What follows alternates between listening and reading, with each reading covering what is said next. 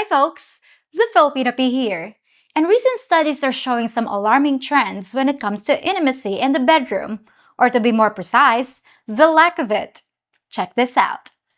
People in the US are now having less sex than people who were born in the 1930s. What the heck's going on? Is it just a Western thing, or is it happening in the rest of the world too? Is the average person becoming less interested in the dance with no pants?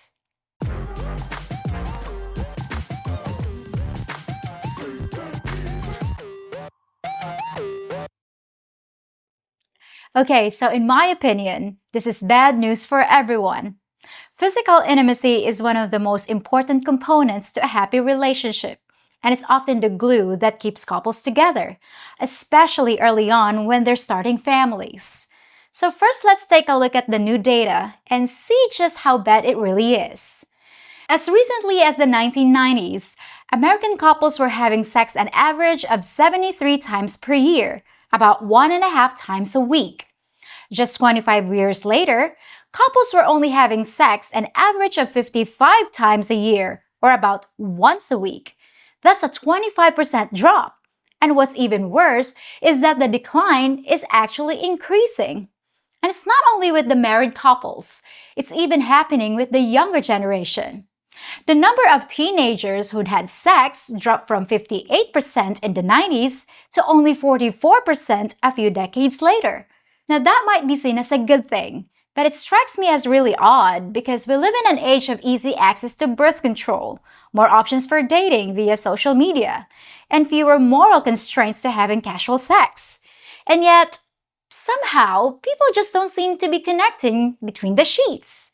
Now, there's no actual definition for a sexless relationship, but most of the studies define it as having sex fewer than 10 times per year. And Western marriage counselors are seeing a huge spike in the number of people who are no longer intimate. But why is this happening?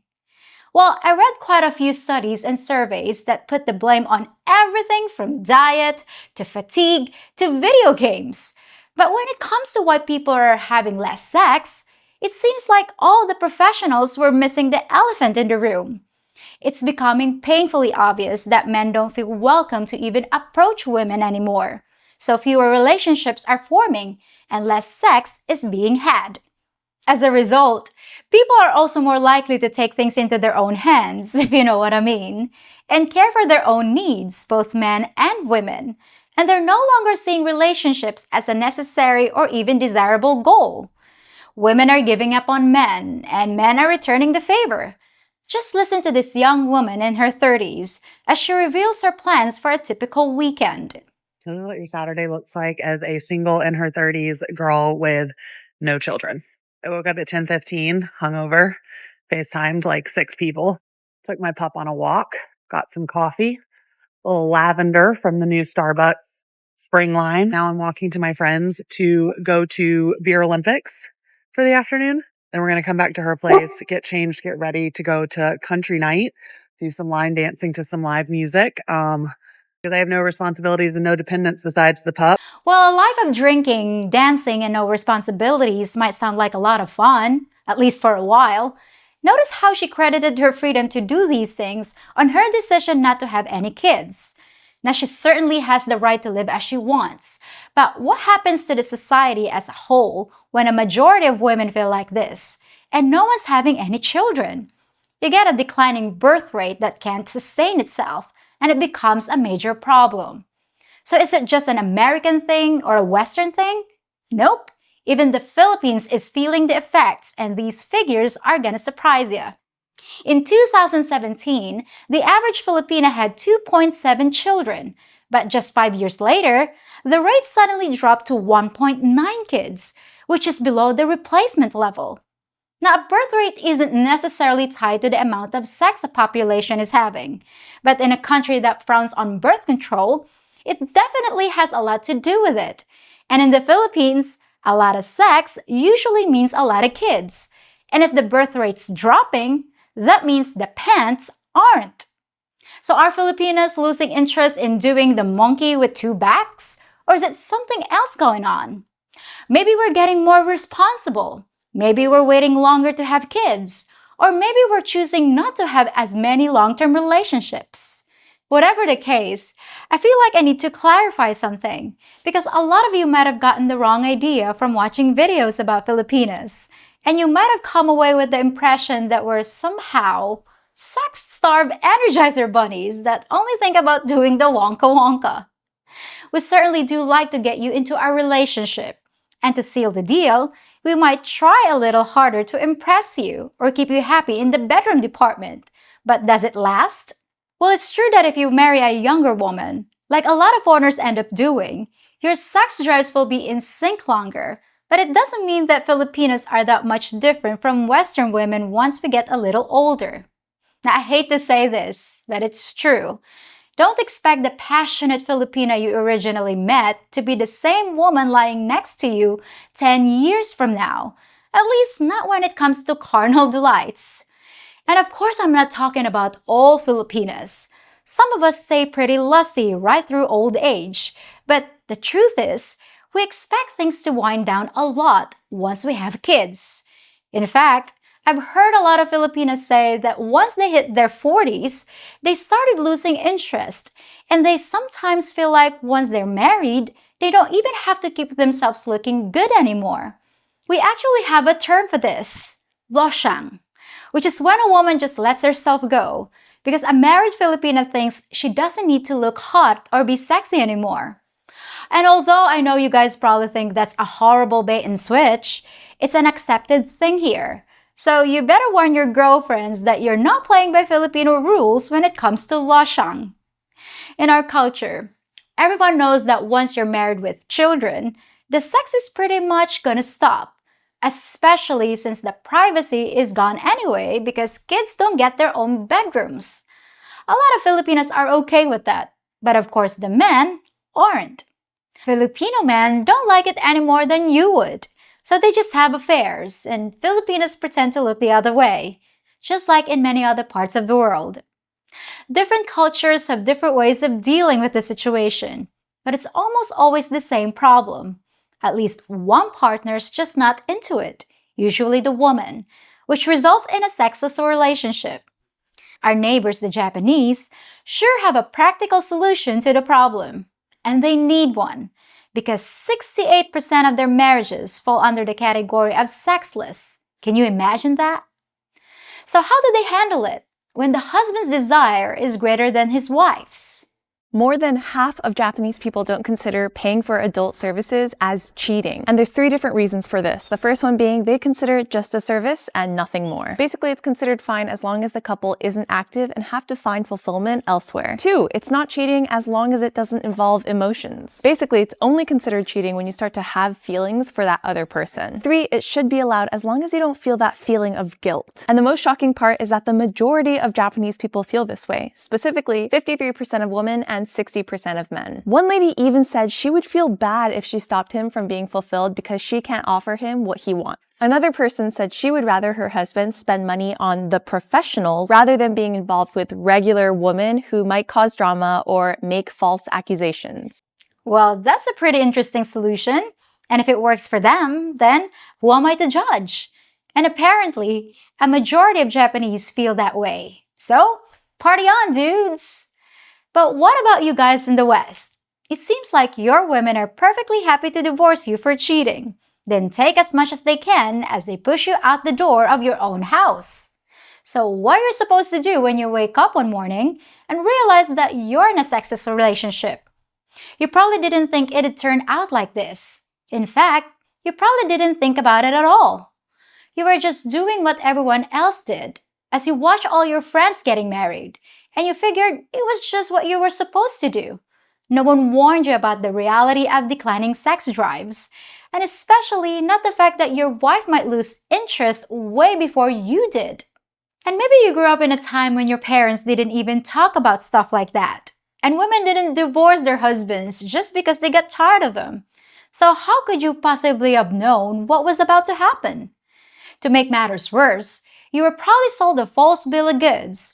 And just like I mentioned with the Filipina version of the old bait and switch, you might have been treated to a smorgasbord of sexual activity in the beginning of your relationship. only to see it disappear faster than a paycheck once the ink dried on your marriage certificate.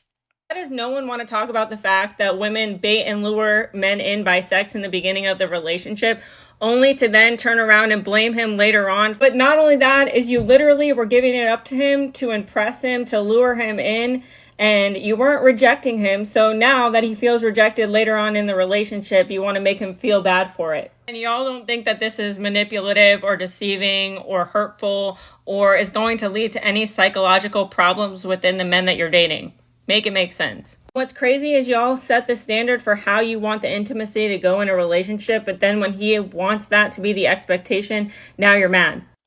But that's all water under the bridge, and the only issue left is what you're gonna do about it. Now, of course, marriages aren't just about sex, but both parties have to find an acceptable solution. And if you don't have matching libidos, you have to make other arrangements. In the case of older women, it seems like they prefer to just tune out completely. A whopping 70% of divorces are initiated by the wives, and the vast majority of those are by women over 40. They say they just don't need a husband anymore, and they're often done with sex. Only 15% of them will ever marry again, so they're permanently removing themselves from the equation.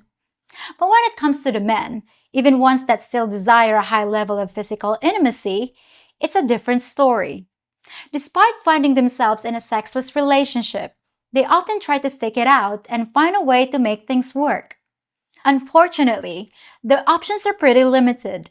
They can stay together for the sake of the kids, if they still have any living at home, and just sacrifice their own wants and desires, as many men often do, out of a sense of duty and responsibility. They might decide to pursue their desires outside the marriage, or try to negotiate some kind of don't ask, don't tell policy with their wives. As we've seen, this might work in some cultures, but it's a little harder to pull off in others. Some men come to the conclusion that they're just not willing to give up on an active sex life, so they decide to go in search of another reality, and an increasing number of men are ignoring women and relationships altogether. Now, I usually don't talk about a problem and not suggest a solution, but in this case, I wouldn't criticize you no matter how you choose to handle it. No one knows better than you what you want out of life. I'm just sorry that it's even an issue you have to deal with. Well, I don't know how this is all gonna play out, but it sure looks like the sexless relationship might be here to stay. Let me know your thoughts in the comment section and tell me how you'd handle it if the sex just dried up and blew away. Well, that's it for this episode, and I'll be back on Tuesday with something brand new. Till then, folks.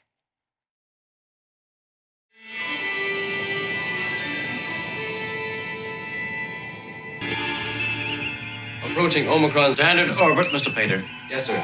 Planet Omicron, Captain. Code 710. Code 710 means under no circumstances are we to approach that planet. No circumstances whatsoever. Omicron is home to a species of long-haired, tan-skinned, supposedly irresistible females called Filipinas. Paradise. We're going in. Captain, it might be prudent to first consult the video archives of the TheFilipinaPea to study their culture, their mating habits, and their propensity to separate men from their resources. Captain?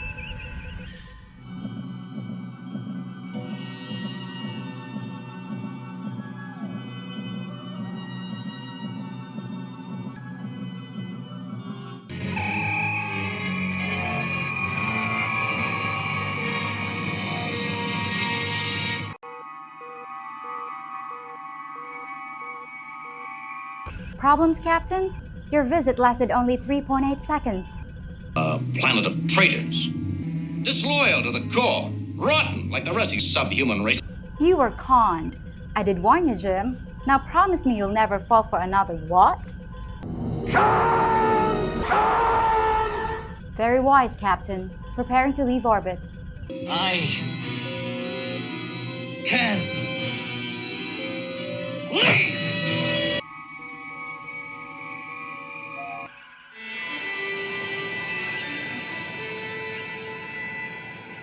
Captain's log, supplemental.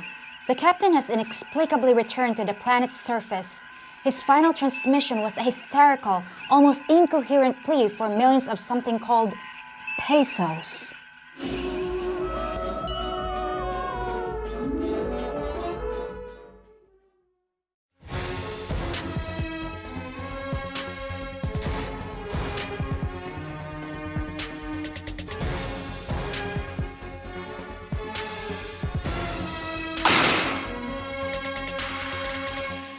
If you think about it, I'm like Bond, James Bond, delivering classified intelligence for your eyes only. With a license to kill misinformation and bad advice, it's my mission to get you the truth about the Philippines. All I ask for my secret service is that you give a thumbs up on this video, subscribe to my channel, and visit my Patreon page for extra content and exclusive features. And while you're waiting for your next debriefing, check out some of my other videos too. Well, that left me shaken, but not stirred.